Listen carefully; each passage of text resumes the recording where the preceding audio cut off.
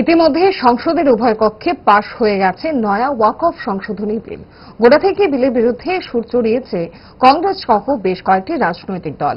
আজ সন্ধ্যায় রাজ্যের ধর্মনগরের কদমতলায় সেই দলের বিরুদ্ধে ফের পথে নামে কংগ্রেস। এবার বিল প্রত্যাহারের দাবিতে পথে নেমে সোচ্চার হতে দেখা গেল কংগ্রেসকে। বিলের বিরুদ্ধে স্লোগান নিয়ে মিছিল বিক্ষোভ কর্মসূচি পালন করছে কংগ্রেস কর্মীরা। বিল প্রত্যাহারের দাবিতে সুর চড়িয়ে কংগ্রেসের কি বক্তব্য দেখাবো। কংগ্রেসের উদ্যোগে আমরা এইমাত্র একটি বিক্ষোভ মিছিল কদমতলা বাজারের উপর অনুষ্ঠিত হয়েছে।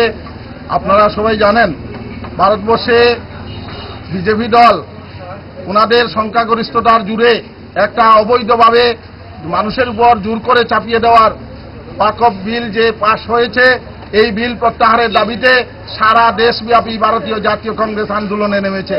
আমরা এখনো সরকারের কাছে দাবি রাখব, এই সরকার এভাবে মানুষের উপর চাপিয়ে দিয়ে কৃষি আইনও বিল পাস করেছিল, সেই বিলও সরকারকে বাধ্য হয়েছে সরকার সেটা প্রত্যাহার করতে হয়েছে। এরকম একটা পর্যায়ে যাতে ভারতবর্ষের মানুষকে যেতে না হয়, আমরা দেশের সরকারের কাছে আবেদন করব, ভারতবর্ষের মানুষের মধ্যে শান্তি সম্প্রীতি বজায় রাখতে আমরা বলবো এই বিল অবিলম্বে প্রত্যাহার করা হোক।